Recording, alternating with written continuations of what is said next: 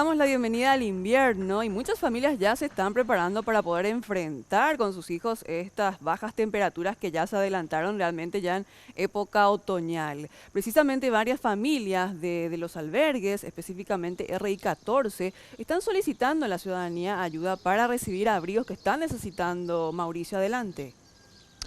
Es así, compañeros, y si es que creían que ya hizo demasiado frío, déjenme decirles que estaban equivocados y que a partir de hoy realmente inicia el invierno. Y por supuesto, con la llegada de esta temporada también, las temperaturas se verían inclusive más bajas. Estamos en uno de los refugios, el refugio RI 14 específicamente, que es uno de los tantos refugios que hay en Asunción y que es uno de los que también más sufre las temperaturas, obviamente, si es que son demasiado cálidas o demasiado frías. Y hablamos con algunas personas que se encuentran aquí en los refugios, que nos expresaron cuáles son sus necesidades a la hora de combatir realmente las bajas temperaturas. Esto es lo que decían al respecto. Abrigo no tenemos, no recibimos nosotros. Víveres es lo que recibimos, pero cada tanto. No es tampoco semanal ni quincenal. No viene el abrigo, eso sí, solemos escuchar que se va a dar abrigo en los refugios, pero acá no viene. Acá nada. Y los víveres sí que son siempre lo de siempre. Suele haber conversación y eso, suelen haber comentarios de que hay víveres que se recauda por la gente y eso, pero eso no llega.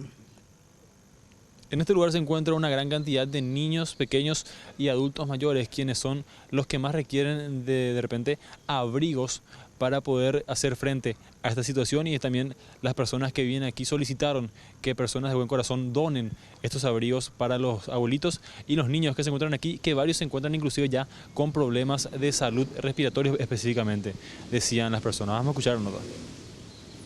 Yepe, ¿Se juntan todos? sí, Carbón, frazada. sí. ¿Cuántas frazadas te pones encima? 3, 2 por ahí. ¿Se aguanta? Sí, Pero hay personas adultas que ya no pueden trabajar y se necesita mucho. Y esta parte, por ejemplo, el tema de los víveres, esta parte no se trae. Esta zona de la cantera no se trae. Y otra cosa, hay personas que trabajan. Yo, por ejemplo, ahora me voy de mi trabajo. Y si viene, por ejemplo, la ayuda, yo no recibo.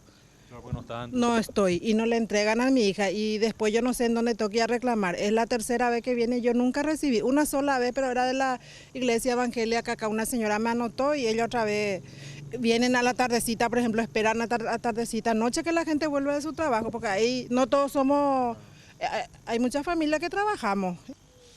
Otro punto del cual hablaron también las personas aquí en el refugio de RI 14 es la gran cantidad de basura que se acumula diariamente y que tardan demasiado tiempo, según decían las autoridades aquí de la municipalidad, para retirar esta basura. Recordemos que aquí hay más de 100 familias ubicadas actualmente, por lo cual obviamente se produce una gran cantidad de desperdicios y que deben ser retirados eventualmente, cosa que tampoco se hace, y esto también incrementa las posibilidades de que las personas que aquí viven les agarre una enfermedad más allá de las enfermedades respiratorias específicamente, sino también cosas que podrían, por ejemplo, según dijeron, traer las ratas o los insectos que abundan alrededor de la basura.